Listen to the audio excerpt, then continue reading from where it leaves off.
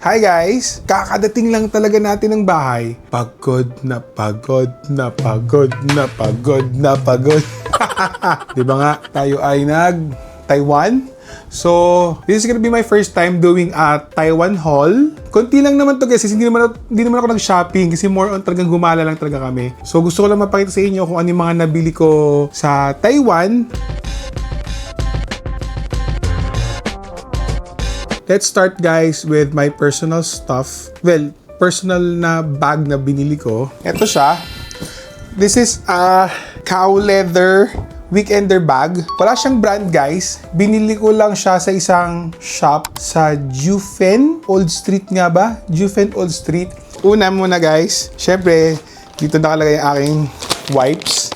Syempre guys, every time naman na aalis tayo, ako talagang nagdadala ako ng wipes. Then, laptop guys. This is a MacBook Air M3. Actually guys, kung nakita niyo yung setup ko, first time ko to ginawa. This is for my work. Tapos, may paang pao guys ang Starlux, yung airline. So, it's peanuts. Peanuts siya guys. AirPods Pro, lip balm, boarding pass, eco bag. Ito yung medyo magastos na natutunan ko sa Taiwan, namin sa Taiwan. Halos lahat ng plastic bag may bayad. So better magdala kayo ng sarili nyong mga bags, pang bitbit para hindi kayo bili ng bili. Power bank. So guys, ito yung Anker power bank. Nakalusot naman siya sa hindi naman siya kinwestiyon. Extra batteries for the GoPro. Pabango. Guys, I'm using a Father and Son Vesper. Yan ang pang daily ko. Orico power cord. So that's it for my personal bag. So guys, ito ang aking maletang medium size na si Doraemon. Gusto ko kasi lagyan ng ganito kasi para madaling makita kapag pagka dumating na sa di ba, sa belt. Madali siya makita.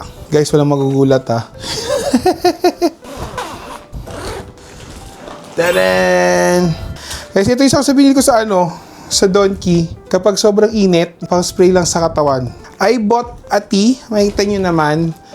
Kasi nagka-ano na yung flask niya. This is a decaffeinated tea. Galing sa Jufen Old Street. Doon ko siya binili. Medyo pricey guys, pero decaf kasi. Bihira lang kasi sa Pilipinas na may decaf na tea as far as I know. Don't judge me guys Hindi ko kasi talaga alam. Ito nga pala guys Kasi di ba guys, doon ako nag-birthday. So may pa-message sa akin ng episode. Guys. Sa mga Pinoy, alam niyo na yan. Syempre, inuwi natin yung mga pwedeng iuwi galing sa hotel. And guys, ito yung bigay to actually guys ng episode. Ayan And eto na guys. Actually, binili namin to sa malapit to sa Yelyu Dinala kami doon ni Kuya Patrick. Yung nag-drive para sa atin sa private tour. Isa-isahin natin. So, ito ay isang para peanut bar, guys. Masarap to. Masarap siya. And guys, puro mochi. Kasi ito naman yung request ng mga bata. Ito si ate yung mga premium, guys Medyo mas mahal to ng konti. Pero, I think worth naman. Kasi pinatikim naman sa amin. Tapos, ito yung mga medyo budget meal. And I think okay naman. Okay, so, guys, this is matcha. Nakakuha pa tayo ng free brown bag.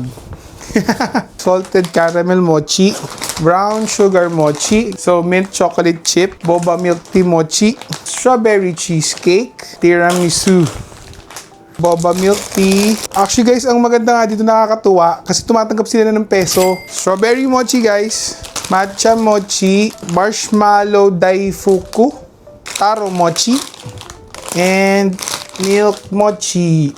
Next naman natin guys yung carry-on luggage ko. Ito guys, medyo inaabangan ng mga bata kasi nandito iniintay nila So guys, mga pampasalubong na keychain, tsaka ref magnet. Noong una kasi guys, dito ko nilalagay yung laptop.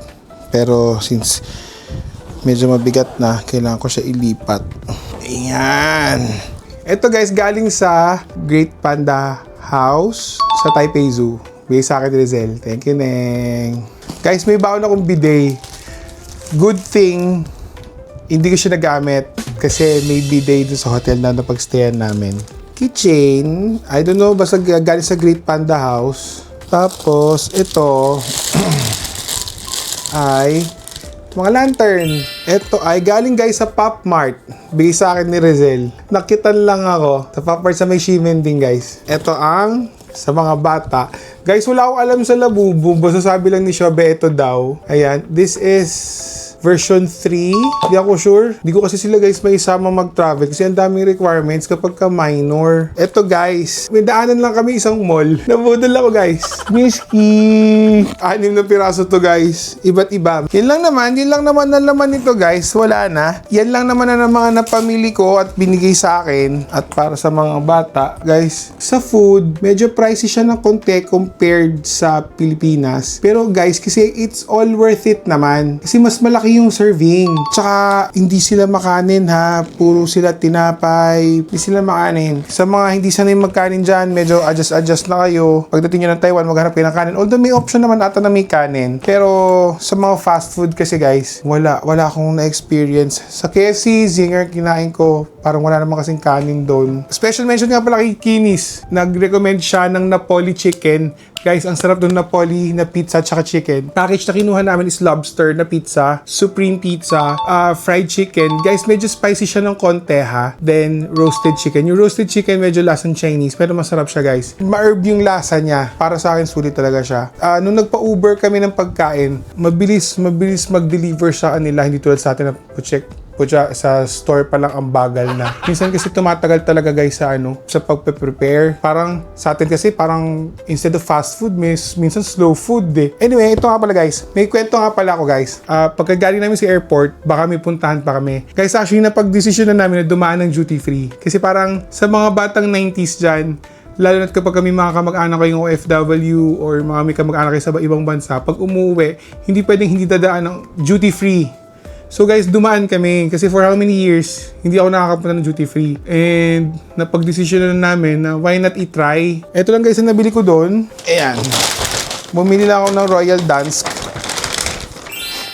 Kasi, diba? Noon, ito talaga. Hindi pwedeng wala to. Chocolates para sa mga bata. This is $37. I don't know kung worth it ba to guys. That's it for my Taiwan vlog. Taiwan haul. Sana nag-enjoy kayo at sana may natutunan kayo kahit wala naman akong pinagsasabi masyado. Thank you very much for supporting my vlogs and watching my videos. Please continue watching and subscribe naman kayo guys. Please like, share, comment sa YouTube channel natin which is @TitoFlix. Sa Facebook, meron tayong Facebook page. It's @TitoFlix din. TikTok, it's @TitoFlix. Instagram, it's @GlennPalma13. Follow nyo lang ako doon guys sa lahat ng social media platforms natin. Tignan natin kung ano yung susunod natin maggagawa. I enjoyed travel vlogging. Ate Joy, I appreciate you. Super thank you. Naka-experience kami ng magandang hotel. Saludo ako kay Ate Joy. Tapos kamay ko kay Ate Joy. Thank you, Ate Joy. Thank you very much again and see you again on my next vlog. Team Clingies! Bye! See you later!